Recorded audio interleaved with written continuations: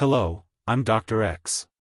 Today, we're looking at an exciting new study that's making headlines. A common vitamin, vitamin D, may help reduce the buildup of key proteins linked to Alzheimer's disease.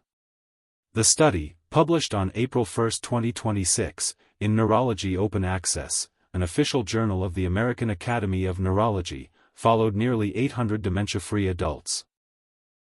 Researchers found that people with higher vitamin D levels in their 30s and 40s had significantly lower levels of tau protein in their brains about 16 years later.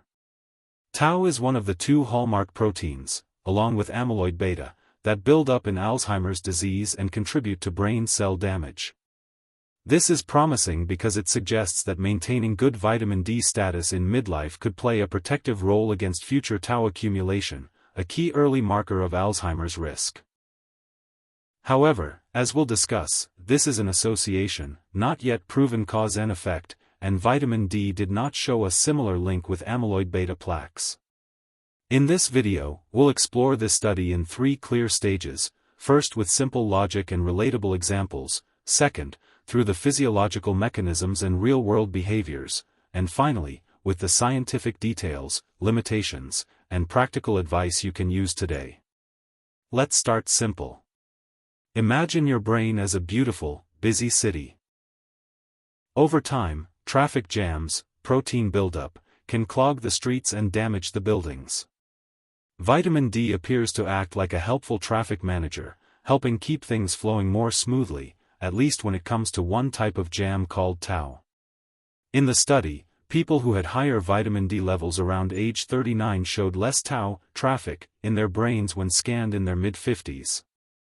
It's like having better road maintenance early on, leading to fewer blockages years later. Everyday example: think of two friends in their 40s. One spends time outdoors, eats fatty fish and fortified foods, and maintains healthy vitamin D levels, around 30 to 50 nanograms per milliliter. The other stays indoors a lot, has lower levels, and rarely checks or supplements. According to this research, the first friend may have a lower burden of tau protein decades later, potentially meaning a lower risk trajectory for cognitive decline. This makes intuitive sense because vitamin D is involved in many brain-supporting processes. But remember, the study didn't prove that taking extra vitamin D pills will prevent Alzheimer's. It simply shows that naturally higher levels in midlife are linked to better brain markers later. Now, let's go deeper into how this might work in the body. Vitamin D is not just a bone vitamin, it acts more like a hormone that influences inflammation, immune function, and brain cell health. In the brain, it helps regulate calcium signaling, supports neuron survival, reduces harmful inflammation, and may help clear damaged proteins. Tau protein normally helps stabilize the internal tracts inside brain cells that transport nutrients. In Alzheimer's, tau becomes abnormal, twists into tangles, and disrupts cell function, eventually leading to cell death. The study suggests that higher midlife vitamin D may slow this tangle-forming process. Importantly, the researchers found no significant link between vitamin D levels and amyloid-beta plaques, the other major Alzheimer's protein. This tells us vitamin D might influence certain pathways, tau-related, more than others. From a behavioral perspective, many people today are vitamin D deficient or insufficient, especially those who live in northern latitudes, spend most time indoors, have darker skin, or are older. Simple habits like getting safe midday sun exposure, 10 to 30 minutes several times a week, eating vitamin D-rich foods, salmon, sardines, egg yolks, fortified milk or plant milks, and, when needed, taking a moderate supplement can help maintain healthy levels. Real-world pattern I see in practice. Patients with low vitamin D often report fatigue, low mood, and muscle aches. Correcting it improves how they feel and may support long-term brain health based on studies like this one. For those who want the rigorous view, this was a long-term observational study from the Framingham Heart Study Offspring Group.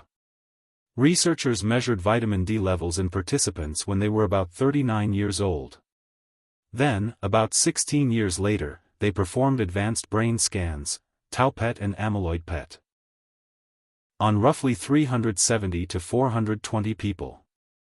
After adjusting for age, sex, depression symptoms, and other factors, they found that higher midlife vitamin D levels were linked to lower tau buildup in the brain.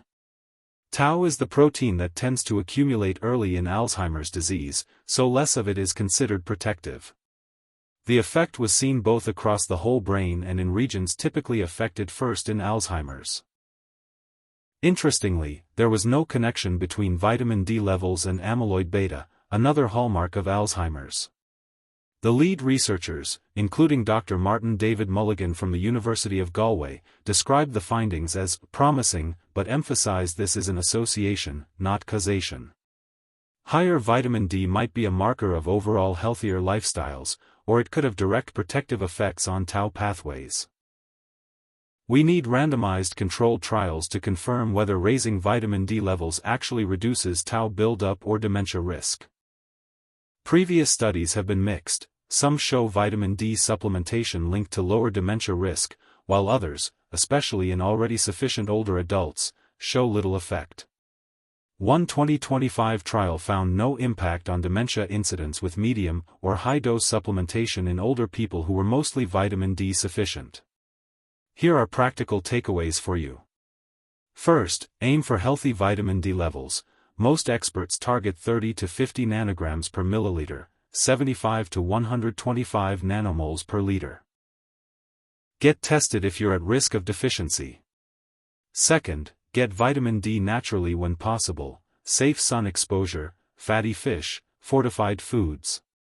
Third, consider supplementation wisely. If your levels are low, a daily dose of 1000 to 2000 IU, or as advised by your doctor, is generally safe.